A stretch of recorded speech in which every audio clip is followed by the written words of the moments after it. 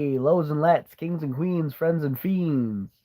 This is not another episode of Locked into Lunacy. This is my raw thoughts on JCW this week because I've been sick for the last couple of days and I wasn't able to, even if I hadn't wrote my outline, you wouldn't have been able to understand me the last couple of days. I was so I'm still really full of snot, but I'm feeling a lot better.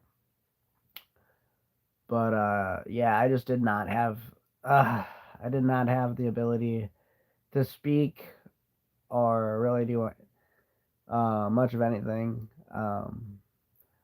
I got off work, let's see, Friday. I went back yesterday and couldn't make it all the way through my shift. Made it about halfway through my shift before I'm like, I'm way too out of it. I gotta go home, kind of thing. But I'm back. I wanted to put something out. I was starting to feel better today, so I was like, hey, should I go live today? Yeah, I'm gonna go live today. I'm gonna share my thoughts this week on JCW because I owe it to the juggalos, to the fans out there, um, that give a shit about what the average fan thinks about JCW, what the average juggalo, the little guy, thinks about what's going on with the product right now. Um, it was fairly a quick episode, I think. Even though it was an hour or so, it felt like a lot quicker. It felt like a lot less happened. I feel like there was there was four matches that happened, and everything else happened around it. Yo, Headlock, what's up, man? What did you think of this week's JCW Lunacy? I'm about to get into my raw thoughts. What I can remember, I didn't write an outline, so this isn't a proper Locked into Lunacy, but it is just like a raw thoughts kind of, not really a review, but just kind of just talking about it. I did watch it right before this. Pretty interesting, yeah. Let's see. What do we want to talk about? Okay, so we open the night with Too Tough Tony and Willie Mack getting their titles back from Choppa City. Kind of getting their payback, getting their titles back after they were stolen last week. I liked the part after they beat them down where they put them both on flatbeds and hit them into each other. That was pretty entertaining. And they were like, "You think you're not gonna come get our shit back?" You know.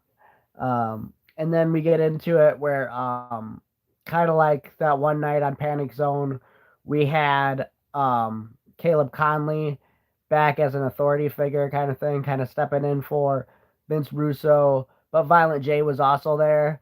And so there was that power struggle kind of between the two of them. And that would lead to eventually. So we know if we saw the show that Violent J wasn't too happy with some of the decisions that Caleb Conley would make throughout the night.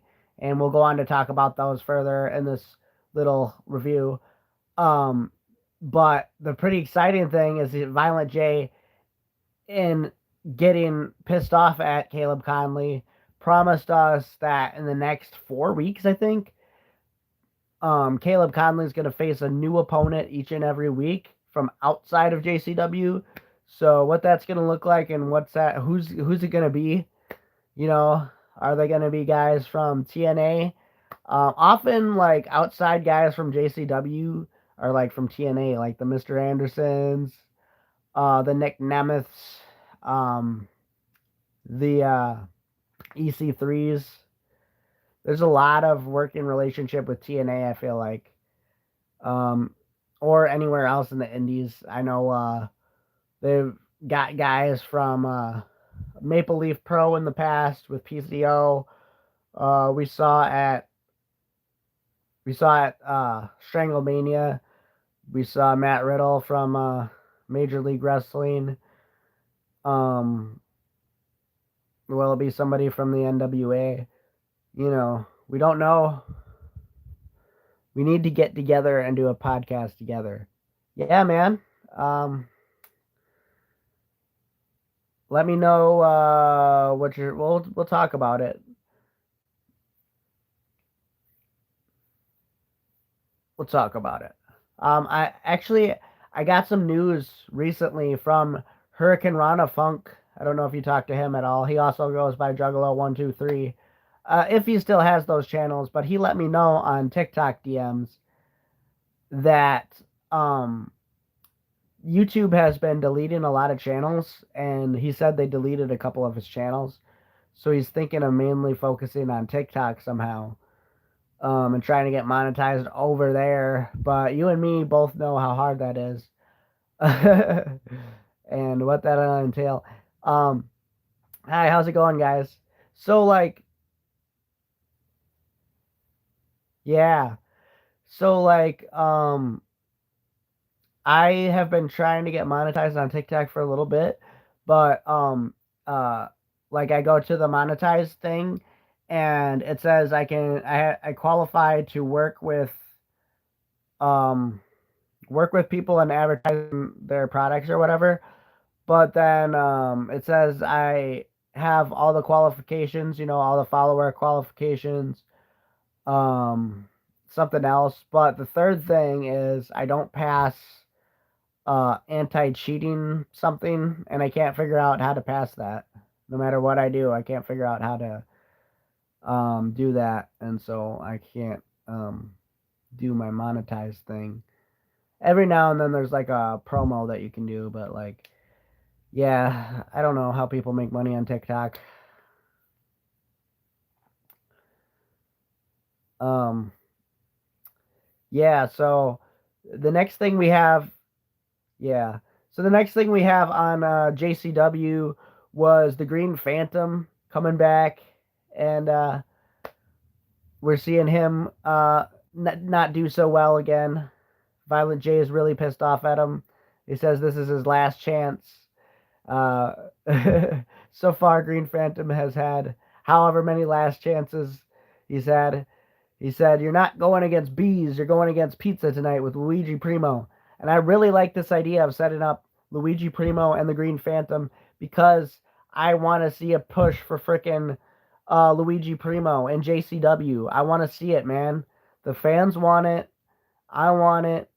Freaking, why don't Violent J and Vince Russo want it? Why don't they want to see a push for Luigi Primo? You don't have to put the strap on him or anything, but just have him win a couple of matches, maybe even by disqualification. Have him do some entertaining pizza shit in the ring. I look at Luigi Primo kind of like I'm not a sports guy, but if I would have to say it, he's kind of like the mascot or like if everybody else in JCW is like an NBA basketball team, Luigi Primo is kind of like the Harlem Globetrotters. Like he just exists to like do tricks and like entertain kids and stuff like that. So I think they could give him a couple of wins over some guys like Green Phantom and stuff like that. Um, but that match didn't actually end up happening. Mosh Pit Mike interrupts, attacks Luigi Primo, and comes out as like the supervillain Professor Mike gimmick, Dr. Mike gimmick or something. And he says that he's the arch rival of the Green Phantom and they've fought all across the multiverse or something.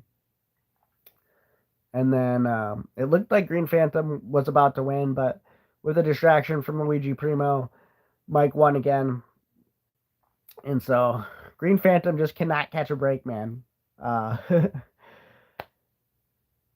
So I don't know. Let me know what you guys think about Green Phantom as a jobber in JCW. I think he's really cool. He has a lot of Hurricane Helms energy. We also got another promo by Father Bronson, the Red Love guy, saying that his next target is to go after Facade. Um, so that's cool and everything, but I'm kind of disappointed in the last couple of weeks of Father Bronson stuff because um, we had 1 week where he made his debut, finally, after all these promos, and now the last couple of weeks, he's just making promos again. So I don't know what's up with that.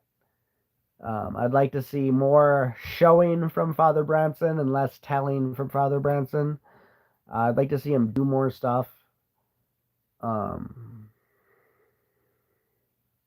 see. What should I have for a poll? Oh, any character in any TV movie, what would you be?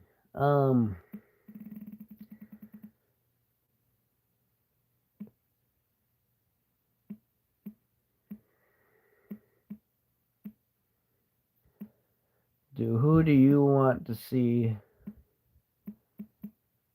face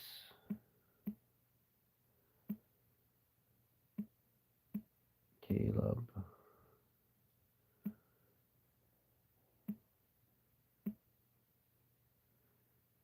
Oh, I'm not gonna spell his name right.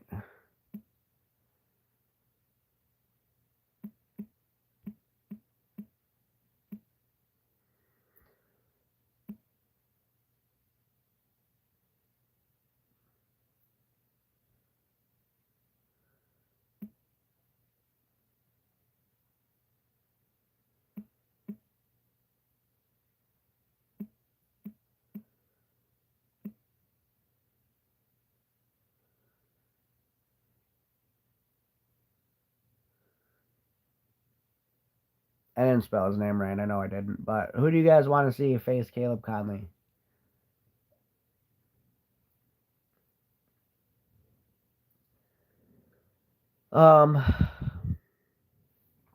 Let's see. Where was I?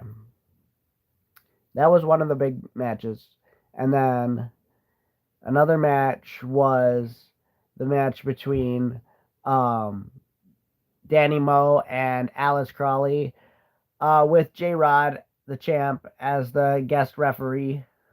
And that was one of the decisions made by Caleb Conley that Violent J didn't like. And we know how that match went. There was some interference, of course, by J Rod. And then Big Al, wins, but not officially because the ref was out. But yeah, it's just building this rivalry storyline between Danny Moe and Alice Crawley. So that's good stuff. And then what's the other thing that Caleb Conley did that Violent? Oh, he put the Outbreak in a match against Future Endeavors, which is Shane Mercer and Matt Cross. And yeah, Matt Cross and Shane Mercer won that match. It was really awesome to see that match. I always am super surprised on how much athletic ability the Outbreak has. You don't expect zombies to move like that. You know, they're perfect.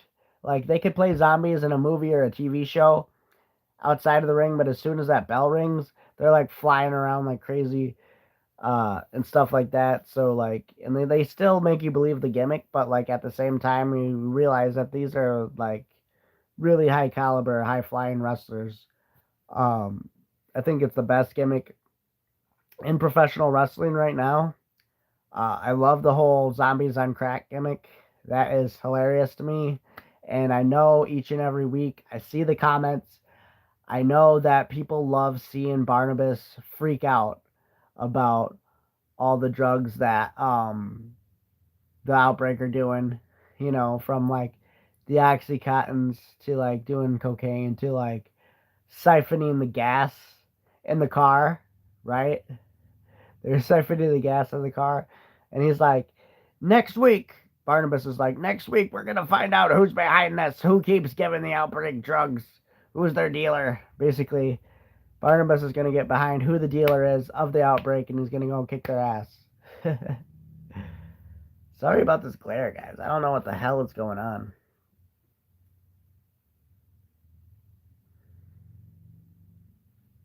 why I look so freaking bright and shiny.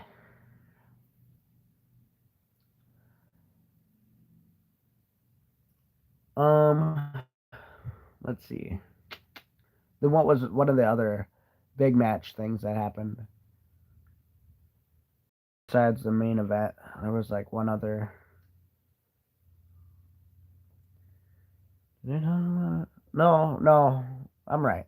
There was just the main event left. So there was just the match left with the Brothers of Funstruction versus Stephen Flow and PCO. And with Stephen Flow this week, we got to see the return of the Ring Rat. And I think the only thing that makes sense to me why she was out for the last couple of weeks is that she was waiting for that flannel shirt to come in. The flannel shirt looked great on her. Looked really cool. But I feel like, you know, it's early on with her and Stephen Flow, but I feel like at least in this match, right, she didn't seem as present as she was with Disco Ray. I remember Disco Ray. She was a lot of times the butt, uh, pun intended, of the joke with him. Um, she just seemed like a bigger part of Disco Ray, and when she was with Caleb Conley's, even she seemed a bigger part of their thing. And then her with Stephen Flow, she just kind of seemed like she was completely sidelined this time. I don't feel like she did anything, if she did anything at all. But maybe that'll change. Maybe she'll help him cheat. Maybe she handed him a guitar or something. But like, usually she gets in there and hits somebody with her big ass or something. distracts a wrestler so that the heel can. Uh, so, and speaking of Disco Ray, where the hell is Disco Ray? I want Disco Ray back in JCW. We deserve Disco Ray, dang it. Um, and then of course at the end of that match, Stephen Flow tries to hit him with the guitar. Cocaine comes out to help them, not to help them, but to stop Stephen Flow. And then they end up fighting outside of the ring and taking it backstage. PCO ends up getting out of there. Big Vito comes down and starts attacking the Brothers of Funstruction and puts one of them in his trunk. So you get like the opposite of last week where they got back at Big Vito. And now this week he's getting back at them. So there's just this constant war between Big Vito and the Brothers of Funstruction. And strangely enough, there was no mention of Big Vito's nephew this week or his other goon guy, his other bodyguard guy, which were we meant to think that he died last time because he was in a body bag, bleeding and unconscious. Um, but what happened to his nephew? Did those girls kill him? What the heck? Uh, so JCW unfortunately can lead to some unintentional, I feel like, um, continuity errors when it's fighting to keep its roster all in one place and stuff like that. Oh, also forgot to mention a couple things. The Blast from the Past wasn't bad this week. Too tough. It had Too Tough Tony versus Sabu back in the day. Pretty cool freaking match. Love both of these guys. Rest in peace, Sabu. We had Gathering of the Juggalos commercial. It had the worst song with the worst song on the Knot. I feel like I was not a big fan of the Knot album, Sue Me. But if you were to told me before I heard the Knot that ICP was gonna do their own flip on Africa, I would have said, please don't do that. If I had anything to say about it, of course they did do that, and it's terrible. I hate it. I want to live in a universe where ICP did not do Africa from Toto. Um,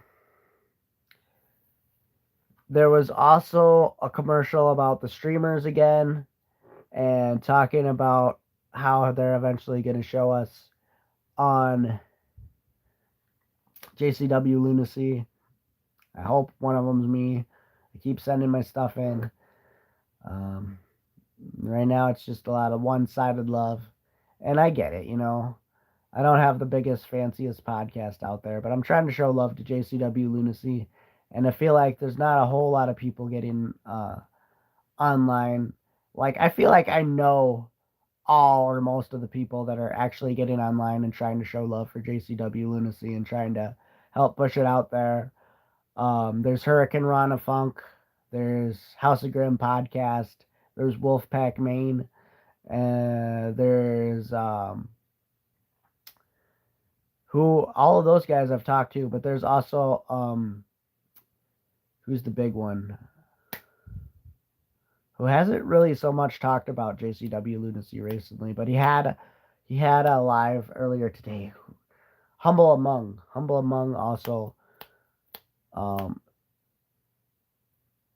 has talked about JCW Lunacy in the past. I don't know if he's currently still trying to push JCW on his stuff. But yeah, and then there's me. And I feel like we are like the 5 or 6 streamers out there really doing it. I know there's other people that maybe stream JCW live and stuff, but like I don't stream JCW live. I just do reviews on it, but I feel like there's other people that do it, but that's not like their main thing to talk about JCW, you know what I mean?